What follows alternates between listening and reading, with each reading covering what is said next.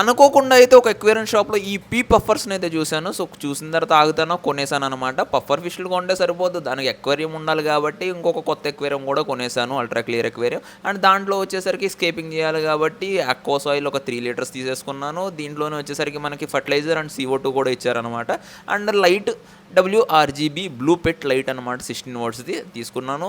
దాని తర్వాత అక్వాసాల్ కింద వేసేసి 2 లావా రాక్స్ అయితే పెట్టేశాను. లావా రాక్స్ ఎప్పుడో తెప్పించాను, అయ్యే అన్ని సెటప్లో వాడుతున్నాను అనమాట. అండ్ నా దగ్గర ఉన్న ప్లాంట్స్ కొన్ని పెట్టేశాను అనమాట. ఇవన్నీ వచ్చేసరికి గ్రాస్ ప్లాంట్స్.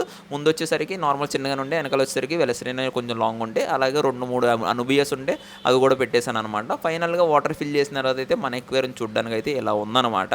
వాటర్ వచ్చేసరికి క్రిస్టల్ క్లియర్ అయితే ఉన్నాయి. సో డస్ట్ లేకుండా పోయాలి అంటే చాలా జాగ్రత్తగా స్లోగా పోస్తే డస్ట్ ఏమీ లెగదు పైకి, ఇట్లా క్రిస్టల్ క్లియర్గానే ఉంటుంది. క్రిస్టల్ క్లియర్ ఎక్వేరియం కదా, అందుకే ఇంకొంచెం క్లారిటీగా కనిపిస్తుంది. నెక్స్ట్ వీడియోలో ఈ పీ పఫర్స్ని మన ఎక్వేరియంలో యాడ్ చేసేసి ఎక్వేరియంలో ఎలా ఉన్నాయి అనేది చూసేద్దాం.